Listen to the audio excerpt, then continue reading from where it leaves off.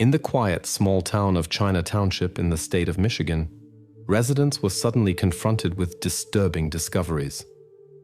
In several garbage containers, strange objects were discovered that pointed to a possible crime. To this day, questions remain for the investigators that they can only speculate about. At the beginning of 2014, Donna Screver lived in cozy St. Clair Shores, Michigan, together with her older son, Ramsay.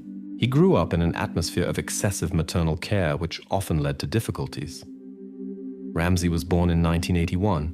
Later, his younger brother was born. After his college graduation in 1999, Ramsay found employment at an accounting firm. However, his work approach did not please the management, and at the end of 2000 he was dismissed. The young man did not share the traditional accounting methods but could not convey his ideas to the management. After that, Ramsay tried his hand in the family house painting business that his father successfully ran. It seemed as if he had found his place. But soon the family was struck by misfortune. The family head became seriously ill and died, which strongly affected all relatives. On the 25th of January 2014, after 6 o'clock in the evening, Ramsay allegedly left the house to buy cigarettes. His mother did not see him after that. Initially, no one was worried. An adult person could meet with friends or run errands. But in the morning, when Ramsay did not return home and did not respond to calls, his mother became restless. The worried woman waited another day, and on the morning of the 27th of January, without having received any news, she reported the disappearance to the police. She continued to try to call Ramsay, but only reached the voicemail. Particularly disturbing was the cold weather. If Ramsay was outside, he was in danger, so action had to be taken quickly. Soon after, Ramsay's supervisor from law enforcement contacted the family. In the last year, Ramsay had been under observation because of an incident with a friend in a bar. He also had problems with prohibited substances, alcohol, and his mental health, which is why he was regularly checked. The supervisor was concerned that Ramsay might have gotten into trouble again. The mother told that her son had gone to buy cigarettes on the evening of the 25th of January and disappeared, although he had no other plans. He took his wallet with 2 cards and his driver's license. To track his movements, the supervisor decided to check the card transactions. A photo was taken from the mother for the search, and the media were informed about the disappearance. The check revealed that there were no purchases that evening. Doubts arose as to whether Ramsay had even arrived at the store. Possibly something had happened on the way. The investigators began to locate Ramsay's phone and found it quickly. The device was on the neighbor's property. The law enforcement officers examined the property and found a mobile phone there. However, the owner had no idea how his communication device had gotten there. He knew nothing about Ramsay's fate. The check of the missing person's phone revealed a peculiarity. The calls that Donna had spoken about before and after her son's disappearance had not been registered. Furthermore, the neighbors would surely have heard him in the yard and raised the alarm if he had actually called, as the mother claimed. All this aroused the police's suspicion.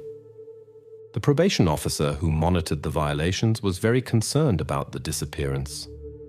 The missing person had completed the last check on the 25th of January, shortly before his disappearance. The officer understood the seriousness of the situation and the potential danger that Ramsay could pose to himself and others. The investigators turned to the neighbors to obtain additional information about the missing person and his mother. It turned out that the neighbors had not seen Ramsay for several days, which contradicted the mother's statements. Another interesting detail from the neighbors was the sharp smell of cleaning agents that came from the Screvers' house one day before the missing person report. The experienced investigators understood that all this looked very suspicious. The Screver family was generally surrounded by oddities. Donna Screver was born in 1954 in Dallas, Texas. Since her youth, she dreamed of becoming a nurse. Donna's dream became reality after meeting Daniel. In August 1978, they married, and a few months later, their firstborn Ramsay was born. The family moved to Dan's house in St. Clair Shores, Michigan. Soon, the younger son was also born. The family lived modestly and maintained good relationships with relatives and neighbors. The carefree life lasted a long time, but the first serious problems began in the year 2003, when Donna suffered a heart attack. She almost died on the operating table, and that was the beginning of her difficulties. The woman became scattered and anxious. Finally, she had to give up her work as a nurse. However, she did not give up her beloved profession and found a position as a caregiver. 12 years before the described events, Donna and Daniel developed concerns regarding Ramsay's mental health. He suffered from severe depression and could not control his emotions well. After an examination in the clinic, he was diagnosed with paranoid schizophrenia. Since then, the mother tried not to let her son go far from home, out of concern for his safety and that of the environment. The situation was complicated by the fact that Ramsay refused to take the medications prescribed by the doctor because of strong side effects. Without treatment, the disease progressed. In the year 2010, Ramsay got into an unpleasant situation where he seriously injured his head by falling on concrete. After this incident, his behavior changed drastically. Ramsay's mother called this time a crazy time in which the parents could not control him at all. He became even more hot-tempered, and frequent alcohol consumption only made the situation worse. Ramsay became increasingly unpredictable. Finally, he caused a conflict with a friend in a bar, for which he received a probationary sentence. At the time of the described events, he reported regularly to the police station. His father, Daniel, fought against a serious liver disease for years. He had become infected as a teenager and continued to fight the disease until it attacked vital organs in the year 2013. The doctors suggested a risky heart operation, but Daniel refused due to the high risk. Unfortunately, he died in the same year. The year 2013 proved to be incredibly difficult for Ramsay. He was still recovering from his head injury, and now he had to deal with the loss of his father. The father played a key role in the son's life. They were close, like best friends. The man remained the only one who could still somehow influence the young man's difficult character. It seemed as if the situation would stabilize when Ramsay began to take the recently prescribed medications regularly, but this impression was deceptive. With the father's departure, tensions between mother and son increased. Ramsay began taking strong medications that were left over after the father's departure. Against this background, his condition noticeably deteriorated. The mother, concerned about his welfare, turned to a clinic with the request to admit the son for treatment. The doctors diagnosed him with a serious disorder. In parallel, the woman applied for official guardianship for Ramsay. In the healing institution, where medication intake was controlled, the young man's condition improved. After discharge, he returned home to his mother, Donna, but their relationship continued to deteriorate. Soon after, a strange cable fire occurred in the house. The fire began in the basement where the son was staying. Donna went outside and called for help while Ramsay remained in the flame-filled room. At the last minute, the rescue workers were able to get him out. The investigation of the incident site aroused suspicion, but no evidence of intentional actions was found. After that, they could no longer stay in the damaged house. The apartment required extensive renovation, so mother and son temporarily rented another accommodation and moved. The situation became increasingly complicated. Although Ramsay was already an adult man, his mother continued to care for him excessively. She even obtained a court guardianship, but in mid-2014 the son decided to end this. At this time, the mother had already been officially his caretaker for about half a year. Donna's behavior had a negative influence on Ramsay. She tried to control every aspect of his life, which eventually led to her younger son leaving the parental home.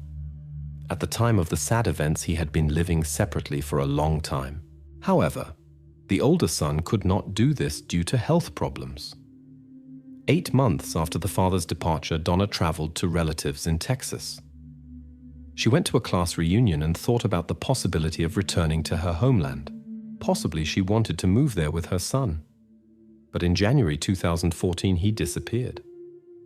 On the 27th of January 2014, the woman contacted the police and reported the disappearance of Ramsay Screver. For several days, there were no clues, until on the 30th of January, a random witness came to the police station. She reported that she was driving on a snowy country road in China Township and noticed something unusual at the roadside. When she got out of the car, the woman discovered something that deeply shook her. Around were disturbing traces. Next to it was a bag with contents that she could not describe due to shock. The woman did not examine the find further and called the police. The investigators who arrived at the scene were affected by the sight. They immediately began examining the area. The evidence found indicated a serious incident. The absence of characteristic features and clothing made identification of the victim difficult. While the police conducted the investigation, another tip came from a local resident. The next morning, suspicious objects in garbage bags were found in a trash can on one of the city streets. At the scene, fire-damaged clothing and documents were found. The suspicion arose that these events might be connected. At this time, the identity of the victim remained unknown. Everything found was severely damaged by fire. The documents could not be read. The only thing that could be determined was that it was a man. Even before the investigation was completed, reports came in about further disturbing finds in the city. Objects were discovered that raised serious concerns. An electric saw with traces of an incident and 4 sharp objects. In a trash can, a bag was found with clothing, personal items, an empty beverage bottle, and some police documents. All of this had been attempted to be destroyed by fire. The law enforcement officers understood they were looking for a close relative of someone. Someone must have reported his disappearance, so they began checking the recent reports from residents. This took some time. The presence of documents would have significantly accelerated the investigation. At this time, the experts had completed their analysis. Fingerprints were collected to match them with databases. It turned out to be Ramsay Screver, whose disappearance had recently been reported by his mother. It was determined that suffocation had taken place. The analysis also showed a 4-fold overdose of medication compared to the medical prescription. The investigators already knew that his mother, Donna Screver, had personally monitored the medication intake. The investigators began checking all acquaintances, friends, and neighbors of the victim. In any case, what had happened did not look like an accident or his own decision. Traces of the incident were found in various parts of the city, probably to confuse and complicate the investigation. When a specific object was found in a garbage bag, a random witness reported that he had seen a woman in an SUV who threw this bag away right before his eyes. However, he could not describe her or give details, nor had he remembered the license plate. Nevertheless, the police officers received some valuable bits of information. The investigators came to the place where the alleged perpetrator was seen. Here they discovered surveillance cameras at nearby shops and facilities and requested the recordings. By examining the images, they managed to obtain photos of the car and the said woman at the wheel in quite good quality. She was tracked to the next gas station where she came very favorably before the lens. This woman turned out to be Donna Screver, Ramsay's mother, who was driving through the city in her 1990 Chevrolet Blazer. Everyone was surprised by this turn of events. The investigators had considered some of her actions suspicious, but could not believe such an unexpected outcome. After obtaining the necessary authorization, the law enforcement officers quickly brought Donna to the station for questioning. The investigators tried to clarify all circumstances of the incident and understand what had driven this person. Initially, the woman was not cooperative, invoking mental problems and claiming that Ramsay had voluntarily departed from life. However, this was obviously contradicted by the facts, given the condition of what was found and the woman's attempts to cover up traces. Therefore, the investigators did not accept this version. They suspected that a renewed conflict between Donna and Ramsay was the trigger, during which she had lost control. Donna was arrested as the main suspect in her son's disappearance. She was presented with a serious charge with aggravating circumstances. It was obvious that she had tried to obstruct the investigation and eliminate evidence of her involvement.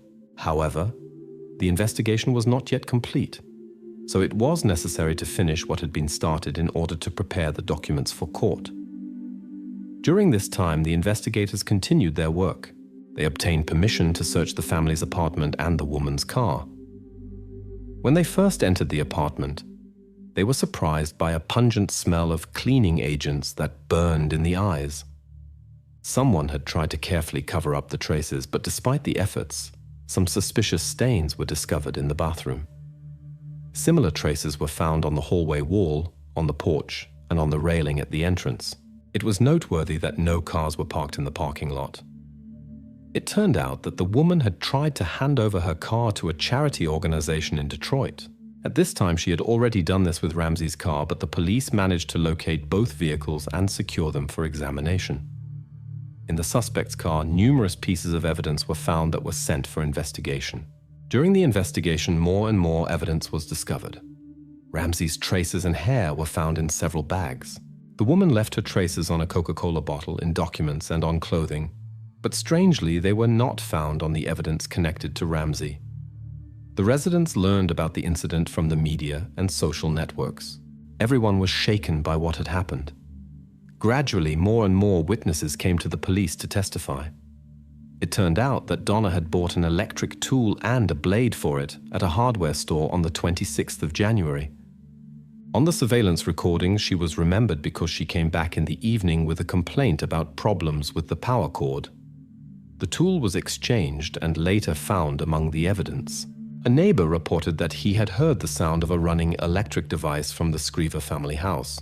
Another neighbor, Patricia, had seen how Donna laboriously carried 3 black bags to her silver SUV some days before the shocking discoveries of the investigators. The law enforcement agencies believed that the collected evidence would be sufficient to convince the jury of the woman's involvement. However, the motive for this terrible incident remained unclear. It was known that the family head had died in May 2013. Could this event have been a key factor for the further development of events? The defender insisted on his client's insanity and demanded a psychiatric evaluation. However, the experts declared Donna competent and capable of appearing in court. The court trial began in May 2015. At this point, Donna had still not admitted her guilt. Before the jury, she continued to protest her innocence and pleaded to be released. The prosecution pointed out that the medication, which exceeded the norm in the victim's body by 4 times, was dispensed by Donna and was under her control. At the beginning of January, she had received a 3-month supply of the preparation. Less than a month later, during a search of the apartment, an almost empty package was found. The prosecutors viewed this as deliberate influence on the son with dangerous medications. The prosecution suspected that the mother, after the incident with Ramsay, decided to cover the traces by buying an electric saw. However, Donna did not agree with this version. She told the jury her story. On the 25th of January, an unknown person with a mask had allegedly broken into the apartment. He had gone into her son's room, probably with evil intentions. At this time, the mother had been washing laundry in the basement and had neither heard noise nor seen the perpetrator. When she came out of the basement, she noticed the open front door. When she heard sounds from Ramsay's room, the woman went upstairs. There she saw her motionless son on the bed. Next to him stood a strong man of threatening appearance. He did not intend to harm her, but demanded her help to cover traces. She had to agree. The stranger remained in the house for a full 5 days and supervised the execution of his instructions. Only then did he leave. Donna told that in her free time she was tied to the bed. She was only released for necessary actions. This story seemed absurd and raised questions. The prosecution subjected this version to harsh criticism. After all, the woman regularly left the house, which did not prevent her from reporting what had happened. On camera recordings, she was alone and appeared calm. Donna could have asked passers-by for help, but claimed that the stranger had hidden on the back seat of the car. The prosecution noted that Donna now shows no fear of the one she designates as her tormentor. 16 months later, she speaks calmly about it in court. Donna claimed that she was still afraid of this person, but was forced to testify against him to avoid punishment herself. Despite the long court proceedings, Donna did not confess her involvement in her son's disappearance, regardless of the clear evidence. She continued to speak of a mysterious masked man who supposedly held her hostage for 5 days. Strangely, the investigators did not manage to find direct evidence, which the lawyers insisted upon to convince the jury of their client's innocence. They pointed out that Donna was half as tall as her son and doubted her ability to move Ramsay without help. In the defense's opinion, someone had obviously helped her. The case proved to be controversial, and now the decision lay with the jury. They withdrew for deliberation. On the 23rd of June 2015, after long discussions, they found Donna Screver guilty of a serious crime with aggravating circumstances. She was sentenced to life imprisonment without the possibility of early release. Currently, she is serving her sentence in a prison in Michigan without having admitted her guilt. Her appeals have been rejected. On an early August morning 1986, as the sun was just beginning to illuminate Central Park in New York, an incident occurred that would shake the entire city. Around 6 o'clock in the morning, a young woman was found unconscious in the park. This event was the beginning of a complicated investigation that eventually brought a shocking truth to light. The media reported with unprecedented fervor on every twist of this story. However, their approach to reporting raised many questions. Surprisingly, the media took a position that seemed favorable to the suspect. This influence also extended to public opinion and created an ambivalent atmosphere around the investigations. In the course of events, it turned out that the suspect actively spread false information about the victim and tried to damage her reputation. To everyone's astonishment, some media picked up this version without adequately checking the facts. This behavior of the press provoked sharp criticism from human rights activists and experts in journalistic ethics. In the mid-80s, New York faced a series of disturbing events that shocked the public. At that time, the city differed greatly from today's metropolis, and not for the better. New York was considered one of the most turbulent cities in the USA. Although it remained attractive to young people, the streets of the metropolis harbored many dangers. The crime rate reached an unprecedented level. Thousands of crimes were registered annually. Central Park, especially at night, was a cause for concern for the city's residents. This place was surrounded by eerie legends with which children were frightened.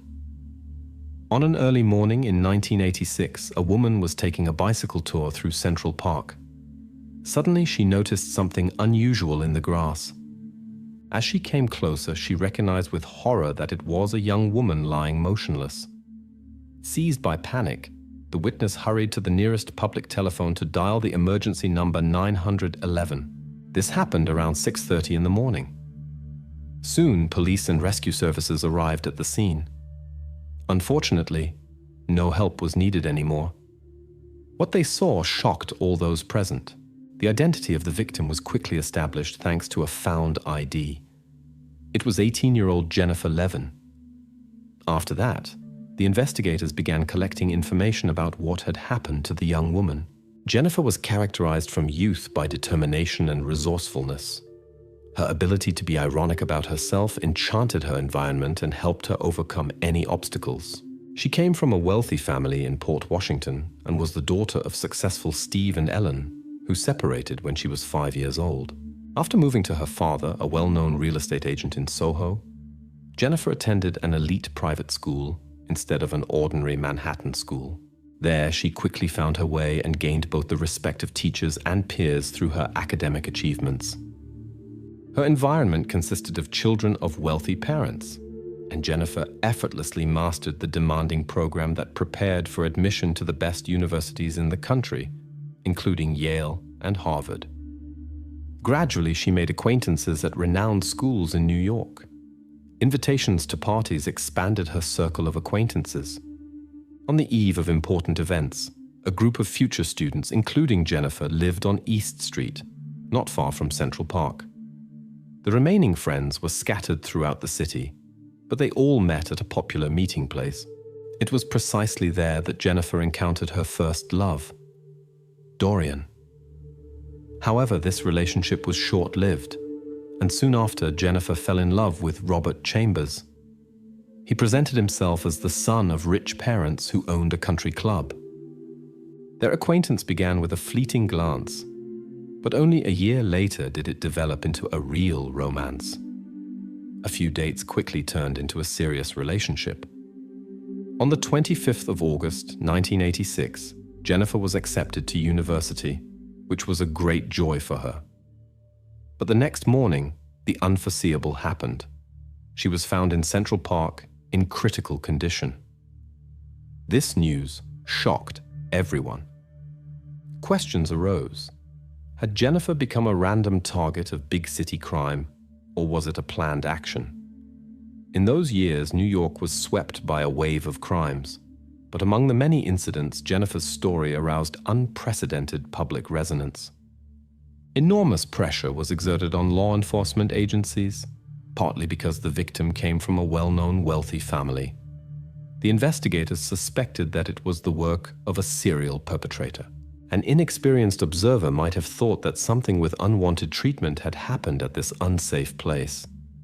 However, experienced investigators who examined all details suspected staging.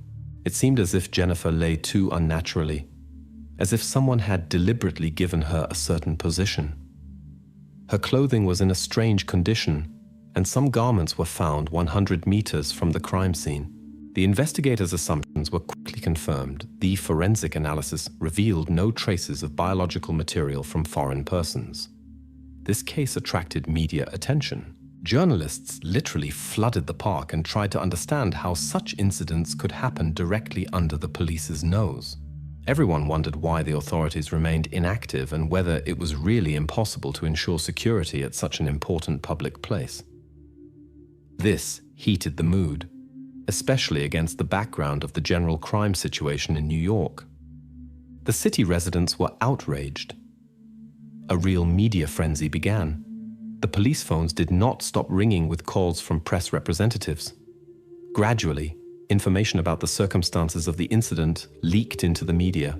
Every assumption by the investigators immediately appeared in headlines, and there were even more speculations and rumors. Nevertheless, the police managed to keep the victim's name secret long enough not to affect the course of the investigations. When the mother learned of the incident, she immediately went to Central Park, where she was confronted with the worst nightmare of her life. Despite the tragic moment, reporters surrounded the woman and began ruthlessly bombarding her with questions. Later, Jennifer's friends and the remaining relatives arrived at the scene. The young woman's father called her schoolmates in tears and told them what had happened. Despite the deep shock, Jennifer's relatives had to provide the police with all relevant information that could help with the investigations. It turned out that Jennifer had planned the evening before to go out with 2 girlfriends. The father handed over Jennifer's diary to the investigators in which she had noted her plans. This made it possible to reconstruct the chain of events that had led to the tragedy. The story of Jennifer and Robert began to unfold as the investigators took up the investigation. First, they checked Jennifer's former boyfriend Dorian. It was suspected that the recent breakup might have left a bitter aftertaste with him. It turned out that they had met the evening before in a Mexican restaurant. It is worth mentioning that at that time there were no social networks and smartphones that would have facilitated information exchange. The investigators had to laboriously piece together the data bit by questioning witnesses. They established that Jennifer celebrated after 2:30 at night with 2 girlfriends and her ex-boyfriend in a bar. Around 3:45, one girlfriend left. Shortly afterward, the second followed. About this time, Robert Chambers came into the bar. Jennifer's attention turned to him, and they stayed together until the end of the party. The ex-boyfriend also left the establishment. The investigators set out to interrogate 19-year-old Robert. He was brought to a police station near Central Park. Immediately, the scratches on the young man's face stood out, which seemed suspicious to the investigators. Robert claimed that this came from a cat, but they did not believe him. When they informed him about what had happened to Jennifer, he seemed shocked and dismayed. The young man agreed to cooperate with the investigators. According to his statements, he met Jennifer around 3 o'clock at night at the party. They discussed her upcoming departure for university. Before the bar closed, around 4 in the morning, they went outside, said goodbye, and went home. Robert claimed not to know what happened afterward and denied any involvement in Jennifer's disappearance. The investigators were of the opinion that the scratches indicated the opposite. They resembled traces of resistance. Moreover, Robert was the last person who had seen Jennifer. He became the main suspect.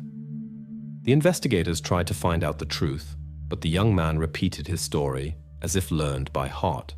The interrogation lasted almost 12 hours until Robert allowed an inaccuracy in his statement. The experienced investigators exploited this. Everything happened under the attentive observation of reporters who were listening to the interrogation in the next room. Less than 24 hours after Jennifer's discovery, Robert Chambers confessed to an unintentional incident. The young man reported an unusual incident that night in Central Park. According to his words, the walk with Jennifer took an unexpected turn. Allegedly, she showed excessive persistence in her romantic intentions, which surprised the young man. He claimed she had tied his hands and proceeded very forcefully, leaving scratches on his face. Robert described the situation as extremely unpleasant and said he could not free himself and felt strong discomfort. His narrative sounded so unbelievable that it met with skepticism from the investigators. The journalists behind the wall also discussed these revelations vividly. Nevertheless, Robert continued his account. According to his statements, he finally managed to free his hands and push the girl away to stop her actions. However, according to his statement, he had misjudged the force, causing Jennifer to fall hard and then lose consciousness. Robert stated that he had tried to bring Jennifer back to consciousness, but she did not react. He sat next to her and hoped she would wake up, but that did not happen. Finally, he left the scene and observed from a distance how the law enforcement officers arrived. The young man insisted on his innocence and claimed he had merely defended himself against Jennifer's aggressive actions. He maintained that he had not wanted to harm her, as he liked her. The investigators showed surprise as to why the young man had not called for help, since the timely arrival of paramedics could have changed the situation. Robert explained his inaction with fear of possible arrest. After the interrogation, he was arrested on suspicion of a serious crime. The young man's family immediately engaged a well-known lawyer who demanded Robert's release, insisted on his innocence, and portrayed him as the victim. The defense chose a controversial strategy by portraying Jennifer in a negative light and claiming she had intentionally provoked the conflict situation. The lawyer insisted that Robert's actions were a necessary measure of self-defense, and the tragic outcome was an accident. This controversial defense line drew public attention to the case. The New York media and city information boards were littered with sensational headlines that extensively illuminated this story. At the same time, Robert found defenders. Many characterized him as a decent guy, attractive, successful, and charming. He was described as an intelligent and promising young man, a faithful Irish Catholic who, in their opinion, could not intentionally commit a serious misstep, as this would have destroyed his spotless reputation. Outwardly, Robert did not at all seem like someone who could cause serious harm. To many, it seemed strange that a young man attractive in every respect would have to resort to inappropriate behavior. By all standards, he should have no problems in relationships. He was popular, and the girls literally hung on his neck. Amazingly, people seemed to have stopped thinking logically and readily supported Robert, while accusing the victim of allegedly inappropriate behavior. There were no confirmations for the victim's offensive behavior except Robert's own words. But for some reason, everyone believed him. While law enforcement agencies tried to find out the truth, the victim was made an object of mockery. All this happened at the instigation of Robert and his lawyer. The situation resembled absurd theater. Robert's defender, Jack Littman, did everything to present his client in a respectable light. He even managed to organize Chambers' appearance on the covers of several magazines, including People and New York Magazine. In the photos, the young man wore a blue suit and red tie and resembled more a model for fashion shows than someone accused of a serious offense. In parallel, Robert actively damaged the victim's reputation. This tactic worked so effectively that most developed a biased attitude toward the young woman, and the press picked up every questionable statement. Thus appeared the first articles in which Robert's version was presented as truth. Gradually, all print media and the public sided with the defense. They believed that the victim had behaved recklessly, and allegedly she had gone to Central Park after the first chance encounter to meet personally with the promising young man, and had then provoked the conflict herself. The lawyer did enormous work by portraying the victim almost as the instigator of the incident. This triggered a wave of protests, including among a group of volunteers who dealt with the prevention of legal violations in the city. They were not deceived by the defense's eloquent arguments. They called themselves guardian angels and regularly held vigils in front of the courthouse building during the hearings. The public was deeply outraged by the lawyer's approach and accused him of having irreparably damaged Jennifer's reputation. Nevertheless, many people readily believed the disseminated information. Robert's supporters became active. They spread rumors about Jennifer's allegedly frivolous behavior. All this led to the suspect being released on bail. The defenders developed a more credible version of events without deviating from their chosen strategy, undermining the victim's reputation. They insisted that originally everything had happened consensually and without any coercion. An unexpected turn occurred when some confirmations for the rumors about Jennifer's private life appeared, these being unwittingly provided by her own father. By handing over his daughter's diary, he gave the media cause to embellish the story that Jennifer had allegedly described her numerous relationships in detail. In reality, it was an ordinary diary in which only relationships with 2 boys were mentioned, a former and a current one. There was nothing offensive there. Nevertheless, the records were recognized as inadmissible evidence and could not be used in the hearings on Robert's case. Despite the limited accessibility of the records, the leaked information had already damaged Jennifer's reputation. The prosecution understood that the case would not be simple. To build a strategy, it was necessary to reconstruct the events precisely and understand how a 19-year-old young man from a sheltered environment could get into such a situation. An important step was examining Robert's past. It turned out that in his short life he had committed more than 30 illegal break-ins into wealthy houses in respectable neighborhoods. In reality, his life differed greatly from the image he had created of himself. The family was, as it turned out, far from wealthy. The mother worked as a nurse in a private clinic and devoted all her time to work to earn money. Robert had no legal income, which is why he began to engage in illegal activities. This allowed him to create the image of a wealthy young man with money and also to support his dependence on forbidden substances. He came into contact with these substances at the age of 14 and went through several treatment courses, but unsuccessfully. Robert finished school with difficulty, then enrolled at a college but was expelled due to performance problems and his addiction.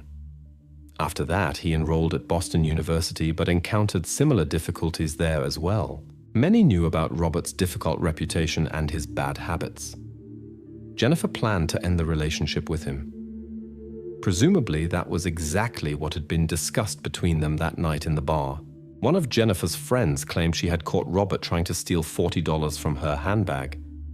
When the friend prevented him, he flew into a rage. She was horrified when she realized how far he had gone. This happened shortly before the incident with Jennifer in the park. The investigations revealed that Jennifer's jewelry had disappeared. It was suspected that it was sold to acquire forbidden substances. However, there was the possibility that Robert's past would not be considered in court. Even a year after the incident in New York's Central Park, the press continued to report on this story. It proved difficult to find 12 unbiased jurors who were not familiar with the case. 486 candidates had to be examined to select the required number. On the day the trial began, the courtroom was overcrowded with journalists. Robert insisted on his version of events and shifted responsibility to Jennifer. He claimed he had acted in self-defense and misjudged his strength. However, the experts presented evidence of a prolonged struggle. Several traces were found on Jennifer's neck that testified to her desperate resistance. It was during self-defense that she left deep scratches on Robert's face, and not in a fit of passion, as he claimed. The defendant refused to testify, which is why his past could not be used by the prosecution. The proceedings lasted almost 3 months. The case proved to be extremely contradictory. The witnesses provided inconsistent information and left many questions open, whereupon the jury withdrew for deliberation. However, they reached a deadlock. There was a possibility that Robert's unbelievable story could help him escape responsibility. On the 9th day, it was decided to declare the proceedings invalid. The trial was declared failed. Fears arose that a new trial would not change the situation. The only chance for the prosecution remained a guilty plea. Robert was offered to admit his involvement in an incident without intent, and he finally agreed. On the 25th of March 1988, Robert expressed his regret about what had happened in the courtroom. He pleaded guilty to a less serious offense and asked the relatives of the young woman for forgiveness for all the trials they had to endure. This decision led to a relatively mild sentence: 15 years imprisonment with the possibility of early release after 5 years. Until the final sentencing, Robert was released on bail. During this time, he organized a farewell party. One of the guests came with a video camera. At the height of the party, Robert, who was in an intoxicated state, unexpectedly became talkative. On the video, he confessed to the deed. In doing so, he showed no remorse, but instead joked and laughed about what had happened. In prison, Robert immediately became a problematic inmate. He participated in conflicts, and the guards repeatedly registered violations related to prohibited objects and substances. Therefore, his applications for early release were rejected, and he served the full 15 years. Robert was released in the year 2003. Later, the relatives of the young woman filed a civil lawsuit against Robert. The court ruled in their favor and decided that Robert must pay the family $25 million. However, the probability of receiving this amount is extremely low due to his lack of means. In court, Robert gave no comments on the events of that fateful night. In the year 2003, however, he agreed to an interview and spoke publicly about what had happened for the first time. At the beginning of the conversation, he explained that he would have preferred solitary confinement to this interview had he had the choice. It seemed as if the responsibility for the fate of the young student weighed heavily on him. Robert viewed this conversation as an opportunity to express himself, and therefore decided to speak about Jennifer Levin and the tragic events of the past. This man, who had committed a serious crime, confessed that he thinks daily about the one whose life he destroyed. The conversation with him lasted 4 hours and did not lose a minute of intensity.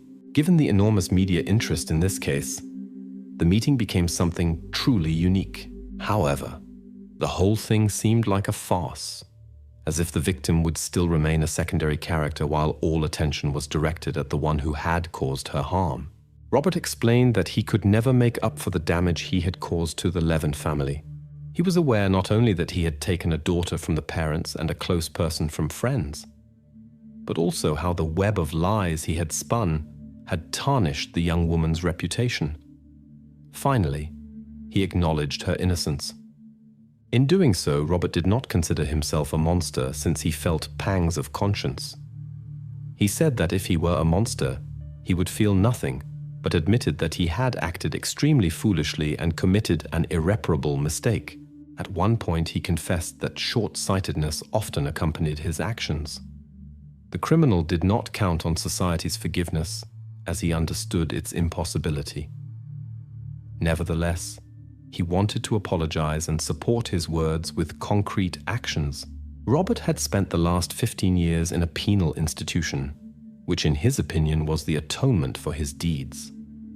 He admitted that he was very excited, also because of the necessity of appearing before journalists.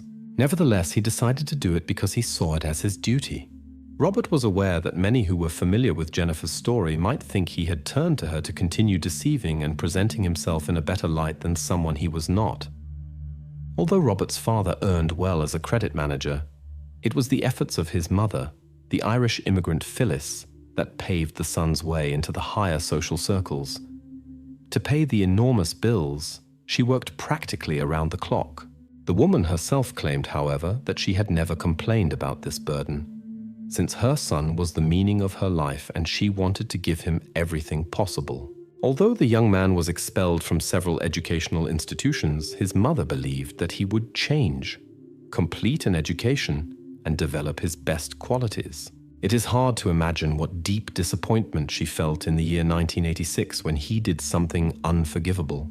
After his release, Robert sincerely strived for improvement. But how does one begin a new life when one has missed behind bars an entire era of change? Previously, he did not think about the consequences of his actions, which led to a tragic outcome for a young woman. In a conversation with journalists, he admitted that responsibility had now become his central life principle. Since his youth, Chambers attracted the attention of the opposite sex with his appearance. He confessed that this had strongly influenced his self-esteem, and the situation was worsened by harmful habits. At that time, he spent several $100s per week on this, a considerable sum for an ordinary student. Robert admitted that he obtained the money in dishonest ways. Moreover, his mother supported him financially in every conceivable way. The acquaintance with Jennifer quickly developed into a close relationship. Robert was then under the influence of his addiction and was aware of his danger to others. The young woman, on the other hand, regarded him as a friend. Possibly it was precisely this trust that played a fateful role in her destiny. On that last evening, Jennifer spent time with friends in a bar where she met Robert. They began a nice conversation, and another woman with whom Chambers was meeting noticed them. In a fit of anger, she left and ended the relationship. The investigators suspected that this could have triggered aggression toward the innocent Jennifer. However, Robert confessed that he did not care at the time. In an interview, he told how the young woman caused him pain, and he then struck hard. After the fall, Jennifer could no longer get up. Despite the misfortune, he became afraid and did not call for help. According to Robert, he had consumed a little alcohol that night. When Robert understood what had happened, he fell into a state of shock and simply sat beside her. The young woman's eyes were open, and he stared at them. Out of fear of arrest, he did not call for help. At dawn, he left and sat on a stone wall, observing how journalists and police gathered, who had been called by a random cyclist. When he was sent away by the authorities like the other onlookers, he returned home and went to sleep. It seems that Robert returned to his former lifestyle after his release. In the year 2007, he was arrested for breaking into an acquaintance's apartment for valuables and distributing prohibited substances. He was arrested in his own New York apartment and sentenced to 19 years imprisonment. Amazingly, he received a longer sentence for these crimes than for the incident with Jennifer. Robert could be released on parole as early as the year 2024. After the tragedy, Jennifer's mother, Ellen Levin, became an activist who advocates for new laws to protect victims. Thanks to her efforts, 13 new norms were passed in 10 years. In an interview with a broadcaster that wanted to restore Jennifer's reputation, Ellen said that in this activity, the memory of her daughter helped her.